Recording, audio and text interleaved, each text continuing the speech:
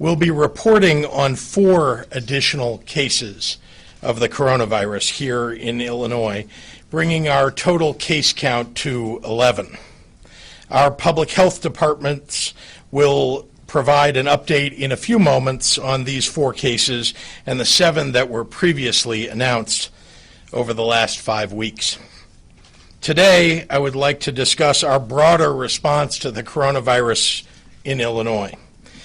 In every step that we take, our priority is getting ahead and staying ahead in our response, and doing so with the safety of our most vulnerable residents at the core of our preparedness.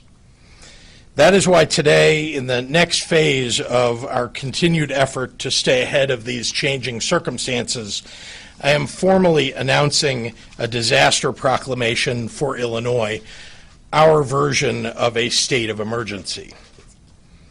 There have been 13 other states across the nation that have taken this step, and I want to reiterate that a disaster proclamation is an operational procedure that opens up a substantial set of federal and state resources and tools. It allows our state disaster relief fund to cover the costs related to our preparations and our response. And when the White House turns on the Stafford Act, as we expect, this act qualifies Illinois for federal reimbursement dollars from this point forward. This proclamation also enhances our existing staff on the ground.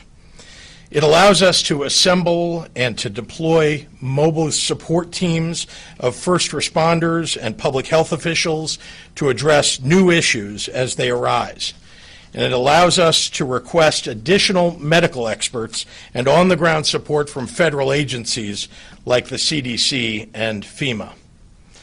This declaration also reduces red tape across state government, so that moving forward, we will have all the tools in play and rapidly available to deploy to assist cities and counties across Illinois.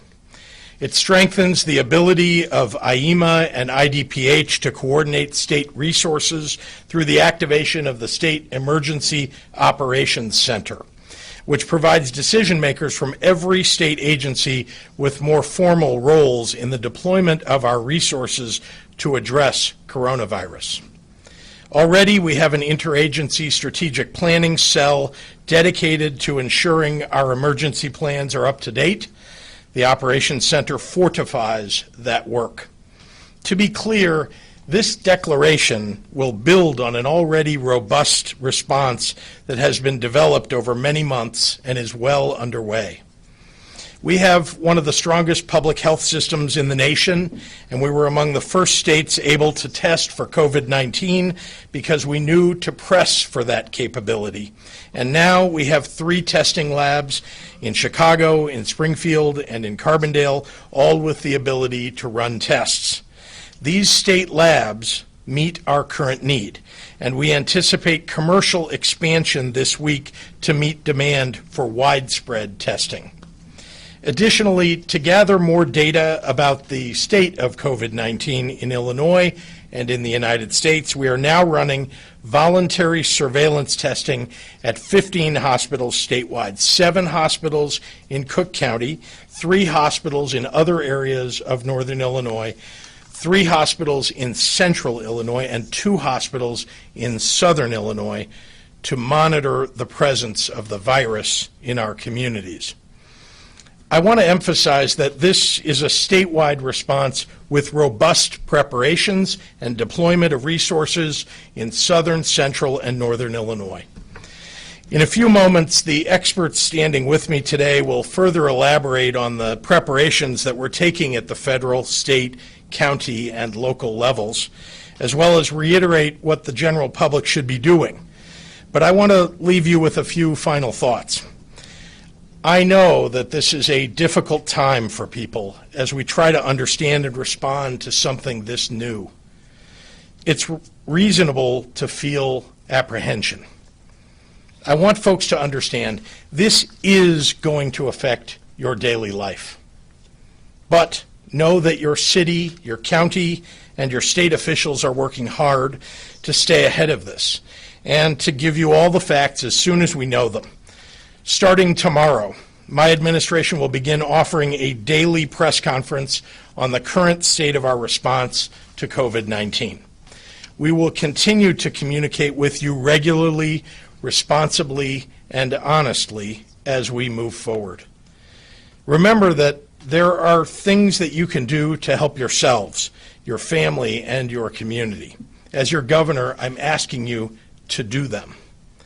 If you think you might be sick, please take no risks that could endanger others in the community. Call a healthcare provider first and plan to have a visit to your doctor if you're experiencing any symptoms. If you're being asked to self-isolate, please follow the instructions given to you. Breaking isolation puts others at risk. Call elderly relatives, friends, and neighbors. Make sure that they have the supplies that they need and someone to contact in case of an emergency. Do not hoard supplies or seek to purchase healthcare equipment like masks that are not being recommended by public health officials. You are keeping supplies from the healthcare workers who need them. Educate yourself about what's going on every day and what precautions we're asking everyone to take. Make good decisions about travel and attending public events. Most of all, remember that we are one community here in Illinois, and community members take care of each other. Don't let fear replace level-headedness. You have responsibilities during this crisis too, and it's important to live up to them. I'll leave you with the words of the late Mr. Rogers, who had a way of handling all things with a calm empathy. He said, "Look for helpers. There are always people who are helping. So look for the helpers. They are everywhere right now. And be a helper. We need more of them at the moment."